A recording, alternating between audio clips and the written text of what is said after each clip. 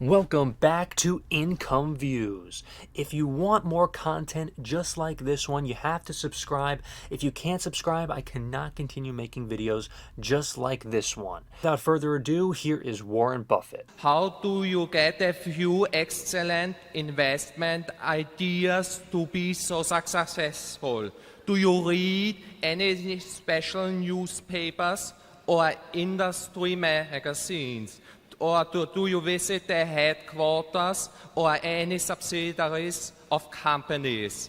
And which sources of information, like books, for example, Value Line, Standard & Poor's, Moody's, databases like Reuters, Bloomberg, DataStream, annual reports, internet, and so on, do you use to get the right impression of a company? And the second part, if you think that a company like the Washington Post, Geico, or Gillette has a very competitive product, what are the steps before you ultimately decide to invest in the company? Which publications do you read to get the best knowledge of the product? And how important is the balance sheet and profit and loss account statement of the company? Thank you very much. Thank you. The answer to the first part is sort of, and maybe the second part is sort of all of the above. I mean, we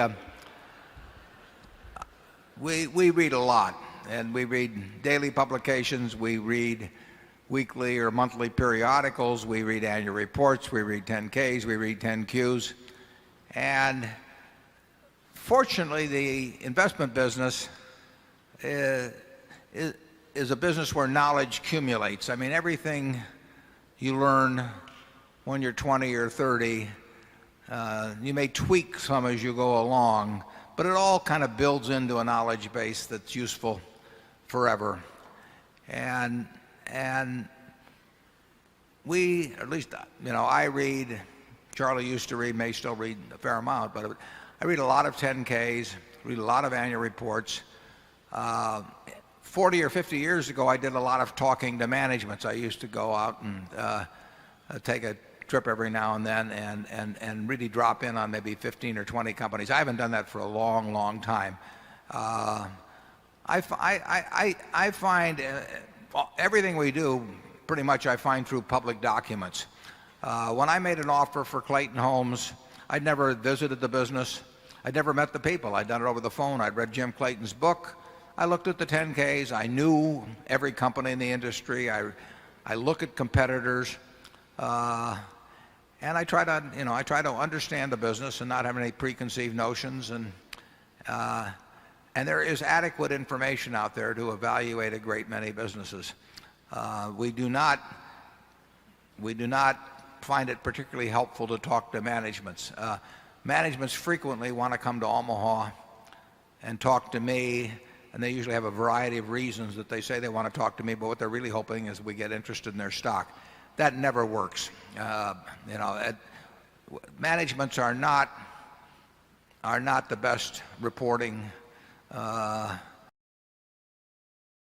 most cases, the figures tell us more than a management does. So we do not spend any real amount of time talking to management. When we buy a business, we look at the record to determine what the management's like, and then we want to size them up personally, as I said earlier, whether they will keep working. But we don't give a hoot about anybody's projections. We don't even want to hear about them in terms of what they're going to do in the future. We've never found any value in anything like that. But just a general business knowledge, what we've seen work, what we've seen has not worked. There's a lot you absorb over time. Charlie? Yeah, the more basic knowledge you have, I think the less new knowledge you have to get. And the game is a lot like that fellow that plays chess blindfolded. He's got a memory of the board and everything that happened before, and that enables him to do the next move in a way he never could if you just showed him the board mid-game cold. And so there, and in terms of what publications, I don't know, Warren, I would hate to give up the Wall Street Journal. Oh, you'd also hate to give up the Buffalo News.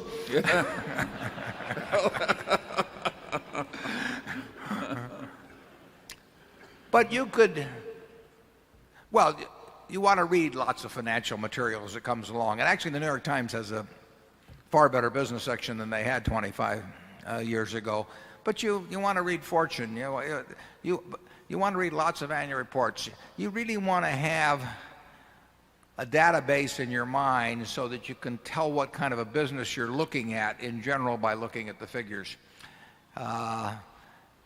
It's far overrated. We never look at any analyst reports. I mean, I don't think I've, if I read one, it was because the funny papers weren't available. It just doesn't, I mean, I don't understand why people do it. But there's a lot of data out there. And, the beauty of it is, it's really what makes the investment game great, is you don't have to be right on everything. You don't have to be right on 20% of the companies in the world, or 10% of the companies in the world, or 5%.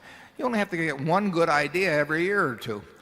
So it's not something, when I used to be very interested in horse handicapping, and the old story was, and I hope Bob Dwyer is still here, that you can beat a race, but you can't beat the races. And you can come up with a very profitable decision on a single company. I would hate to be measured if somebody gave me all 500 stocks in the S&P and I had to make some prediction about how they would behave relative to the market over the next couple of years. I don't know how I would do, but maybe I can find one in there where I think I'm 9 in 10, 90% in being right. It's an enormous advantage in stocks. You only have to be right on a very, very few things in your lifetime, as long as you never make any big mistakes. What's interesting is that at least 90% of the professional investment management operations don't think the way we do at all. They just think if they hire enough people, they can be better at determining whether Pfizer or Merck is going to do better over the next 20 years, and they can do that stock by stock all through the 500 and have wide diversification, and at the end of 10 years they'll be way ahead of other people, and of course they won't. I really love Warren Buffett's insight here. Warren Buffett really has incredible insight about the stock market and the economy itself. And if you like them as well, remember to leave a like, comment, and subscribe. Subscribing is the only way I can continue making videos just like this one. Thank you so much for watching, everybody, and I will see you in the next video.